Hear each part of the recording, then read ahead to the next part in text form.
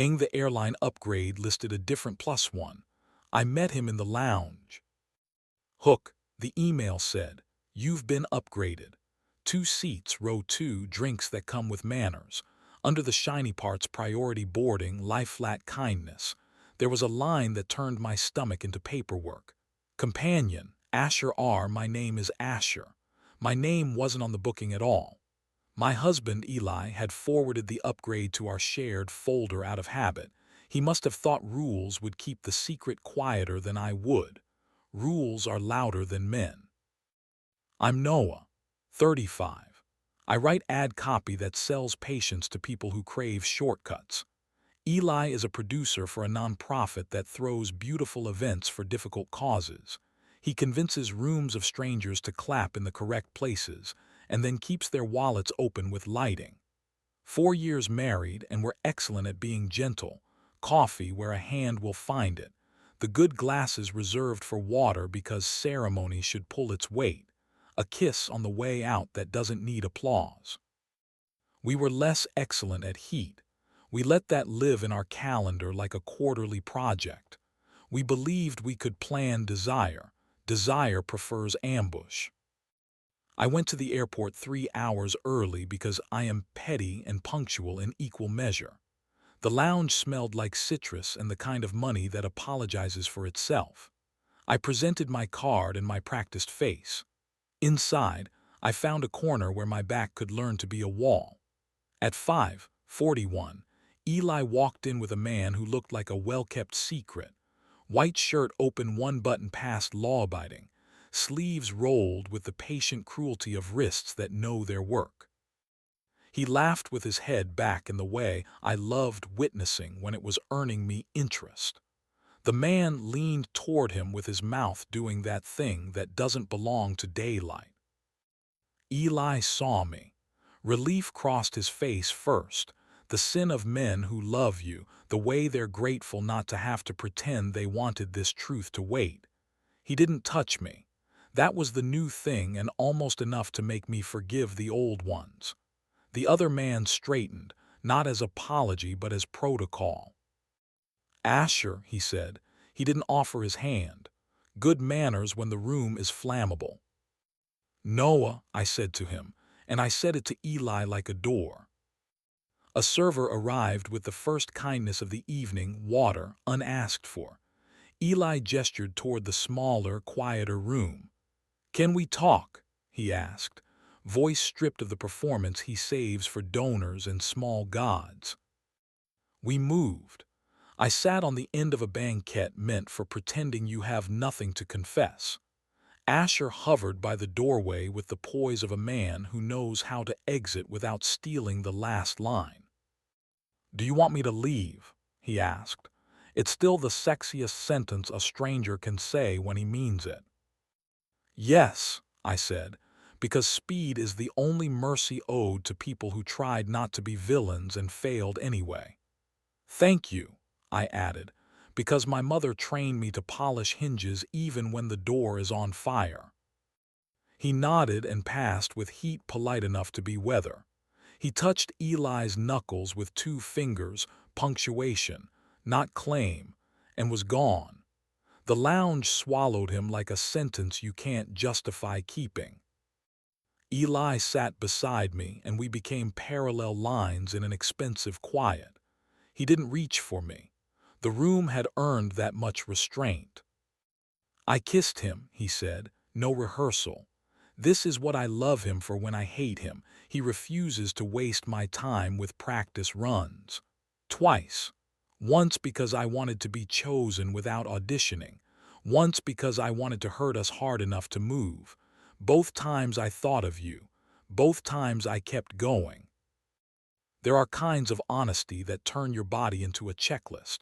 I put his hand where it belongs, between my shoulder blades, pressed into the square that convinces my lungs to obey. The room didn't deserve anything filthy. We kept it clean enough for cameras and explicit enough that the leather remembered our names. My mouth found the place under his jaw where my name has been paying rent for years. He breathed like a man stepping down from a ledge he hadn't admitted to climbing. Tell me what the upgrade bought, I said. A story that pretended to be charity, he said. He donated seats to the gala. He stayed late to stack chairs and rehearse innocence. I mistook competence for permission. I made a reservation with my appetite and tried to expense it. I'm not a receipt, I said. I know, he said, which is what mercy sounds like when it's tired and still standing. They called our flight in a voice that believed in announcing things like salvation. The boarding door drew a velvet rope across our argument. We walked to the gate because walking is the only ritual that doesn't ask you to sign anywhere. Asher stood near the printer where upgrades print, posture open, hands empty. He saw both of us and refused to be dramatic. The agent called hail, party of two. I stepped forward and handed her the email on my phone. There's been a change, I said. Her eyebrows practiced neutrality. Replace the companion, I added, clear enough for policy to keep its dignity. We sat in row 2 like two men rehearsing a different life. The woman across the aisle slept under a scarf that looked like a declaration. A flight attendant offered champagne with the solemnity of a contract. Eli took water. I took the champagne and let it be useless. At 7:03, the plane reached its first quiet. Eli put his forehead to mine with the modesty of a man surrendering his weapon and hopping to keep his hands. I don't want to audition for your forgiveness, he said. I want to be chosen and then worth it. Then stop scheduling heat in rooms that invoice, I said. Bring your hunger home and make it earn groceries. He laughed, not pretty, and my sternum clocked back in. We kept the middle armrest between us like a border we'd agreed to respect. When we landed 2 hours later, the airport returned to its occupation of making mistakes efficient. Asher texted a single line to Eli's phone. He showed me without being asked. I won't be in your story going forward. Grace, adult size. We went home. In our kitchen, I did what I've learned to do when the room is trying to be a witness and we need it to be a tool. I taped a square of blue painter's tape to the window and wrote 807 above it with the pencil that lives by the calendar. Every night, I said. 4 minutes of breath with your palm where breath listens. Then 3 minutes of inventory, 3 facts, 2 fears, 1 want, no prosecution. Then water in the good glasses, because small noises keep us from outsourcing our marriage to applause. He nodded. He has many talents. Obedience when he chooses it is my favorite. We practiced that night. At 8:07, his palm found the back of the heart. My lungs obeyed like they were proud to be given a job again. The city outside performed its affidavit, sirens rehearsing remorse, an elevator cable deciding, someone laughing like survival was something you could purchase at a counter. We did not narrate. We did not hire metaphors. At 8:12, we said our lists. His facts were sober. He'd changed the seat, he'd canceled the hotel, he'd told the event director he needed the month off from Charm. His fears were not cowardly. His want was my name with the kind of grammar that makes contracts jealous. At 8:20, water in the good glasses made a sound like a new alphabet. The erotic part was not the room. It was the instructions, performed with tenderness and a budget. It wasn't tidy. Twice that week he was late and the old monologue in my throat powdered its nose and asked for a microphone. I made it sit in the hall with the umbrella stand and listened to the refrigerator lecture patience.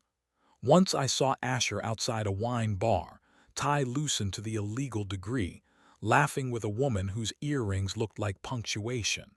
He lifted 2 fingers, whether not invitation. I nodded, because spite is expensive and I intend to retire loved. At 3:15 one afternoon, my phone buzzed with a push alert. No app will confess to coding. Listen to 11 seconds of water. Present/bus stop, I texted. Present/loadout, he replied, which is event maker for I'm up where the wait is. making sure nothing falls on you while you walk under it. We fought properly. Quiet, like citizens with neighbors, hard, like people who intend to stay. I asked why a room full of clapping strangers can make him feel oxygen where there is only air. He asked why I polish dignity until it slips from my hands. I said I'm tired of writing copy for us that reads like compliance. He said he forgot he could ask me for noise. Our sentences were small and accurate and heavier than shouted lies. He said Asher's name without flinching. I said mine like an address I refused to sublet. A week later, the airline sent a survey. Tell us about your upgraded experience. I typed. Your pillows are complicit. Your water is honest. We're moving our loyalty program to the kitchen. I read it to him at 8:20 while our glasses clicked like a language we'd finally decided to study. He kissed the corner of my mouth like feedback should always be taken physically. We instituted customs at the border of home. When one of us opens the door, he says out loud, "I'm in," because present is sexier than sorry when it's honest. The hallway light is on a sensor now. It wakes when we enter the air we made for ourselves. If one of us has to be late, he says present place, and I have learned to hear that is more valuable than apology. The lock still clicks like a hired witness. We treat it like a choir member who needs sheet music and kindness. One night we went to a benefit because life goes on and also because it's his job to face applause like a resource. He did the work, steering donors toward generosity without mistaking their attention for love, and I stood near the bar, useful as weather. Twice, I felt him touch the back of my heart in public, quick, nothing for cameras, everything for the animal I am. I took that touch like a tip handed to a god I can believe in. Asher texted once more, a period doing admirable work. He's a good man, be inconvenient for him. I sent back, we're inventing a habit that costs time. He replied, make it expensive to quit. Adults saying grace. There were relapses. A late message with the wrong laugh in it. A morning when I answered his inventory with a joke because jokes are how I dodge the bill. Each time the tape square made us obedient. Some nights it was only breath and a hand that remembered its station. Some nights the room blurred at the edges and our names made of each other a country that doesn't need passports. Clean, explicit enough that the window forgave us by being glass. People ask, under misbehaving streetlights and in bathroom lines and over sinks that have seen things, whether there was a villain. They want me to say a man with forgiving wrists, or an airline with forgiving algorithms, or a husband who outsourced urgency to upgrades. The truth humiliates us evenly and is therefore useful. The villain was the version of us that treated heat like an itinerary and romance like a reward program. The miracle was repetitive and small, knock on our own door. Say where we are, put a palm where breath listens, count to 60, try again. The erotic part wasn't a lie-flat seat, or the white shirt rolled one button too far, or the lounge that apologized with citrus. It was water in the good glasses clicking like an alphabet we finally bothered to learn. It was my name in his mouth at the windows blue, spoken like rent paid on time. It was the little public touches that cost him pride and paid me back in oxygen. Last week he booked a flight for work and put my name as the companion even though I couldn't go. Habit, he said, shrugging, but his ears went pink. The email said you've been upgraded and listed me next to him, a ghost sitting where I wanted to be. He forwarded it anyway on purpose into the folder we share. So your name can keep improving rooms, he said. He came home with nothing but his suitcase and a mouth that didn't need to apologize to be good. Last night at 8:07, the square did what it always does when we are tired, proud, and not hopeless. It turned breath into furniture we could trust. He put his palm where it belongs. I counted to 60 with my lungs and forgave them for needing help. At 8:12, we inventoried. At 20, the glasses made their small, bossy music. We didn't narrate the city. We let it argue with itself until it got bored and left us alone. We failed a little at decency, and the window forgave us. Tonight at 7:58, I'll set my phone face down like manners are still a technology worth installing. At 8:07, his palm will find the back of the heart and the tape will remind us why it was hired. If we miss, we'll do the only miracle repetition ever made plausible. Try again. 8, 17, 10, 10, 11, 11, whenever Mercy clocks in. Somewhere an agent is printing an upgrade for the wrong two names. Our door knows our knock. It keeps opening when we ask it to.